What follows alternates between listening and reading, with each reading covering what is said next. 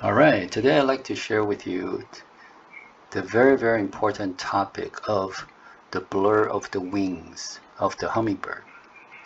So let's say in this photo, the wings are barely visible, but we can sort of make out a blur version of it. Um, and like in this photo, the wings are barely visible. And sometimes you just feel like, is there, what happened to the hummingbird's wings? Like in this photo, for example. But the rest of the body seems to be okay, right? Um, so to me, this happens when the ambient light is actually fairly strong, and the motion of the wings are blurred, and the final image was actually captured by the flashes that I used. So let's say, for example, in this setup. Okay, in this setup, the sun is actually streaming into the window, my mom's window. The shot was taken at almost 9 o'clock in the morning, but the whole shoot was actually happened much earlier. So after the shoot, I took this photo. But so the whole idea is to take a, this is basically the ambient shot. No, actually, this is with the downward flash, or the lower flash. But you can see, like, I wish I had taken an ambient photo at that time by turning all the flashes off. Then you can see, like, even without all the flashes, the entire scene was actually still fairly bright. Okay, bright enough for the hummingbird to show up, and and the wings will be blurry. And the final capture was actually by the flash. So this is shot at f11, ISO 100 and 250th of a second. So we see the wing blur, right? Let me show you a couple more photos. So this photo, essentially, there's no blur of the wings. And this is shot at ISO 100 f8, at 100th of a second, right? But because of the ambient was fairly low, and this entire photo was basically captured by the flash. So if there's no flash, and I took a shot of this, and I take this photo would basically be probably something like this, super dark. Okay.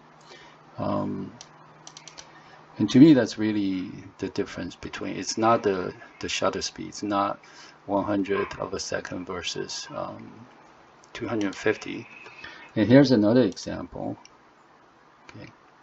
This photo is taken at ISO 100 f8, 30th of a second.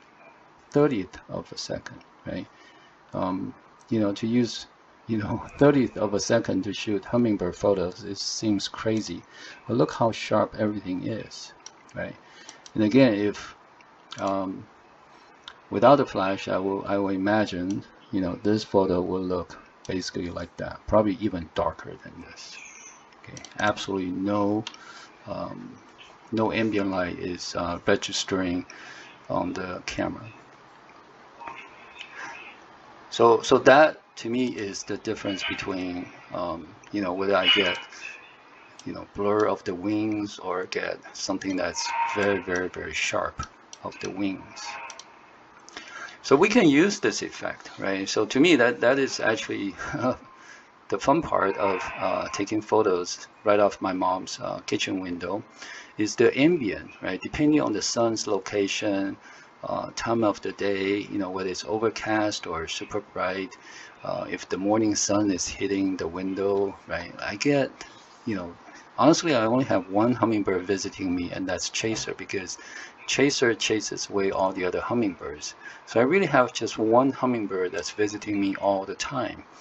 But by using different lights and create different images, even though it's the same flight pattern, for example, I get different results. Like this photo, I see this photo in so many other places. Okay, so many other places. Basically the same exact photo, but with very, very different feel for it. You know, let's see. Okay, this photo as compared to, for example, let's do this comparison. Let's see if we can do this. Okay. Okay. These two photos are basically, similar pose. Right? Well, not too similar, but close. For example, like this is almost a mirror image of each other, right? And you see the blur of the wings. Right? They are very, very different, right? So again, that's the fun for to shoot, something like this, right? Is to really notice the difference of the lights and be able to use it and capture photos, something like this. Okay. So the wings are definitely blurred, but because of the wings are blurred, we feel the motion and we see the stability of the entire photo.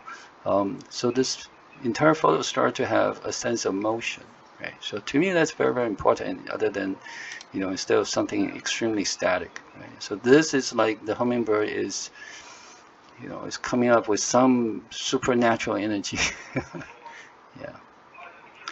So that's what I want to share with you in terms of thoughts and observations and experience.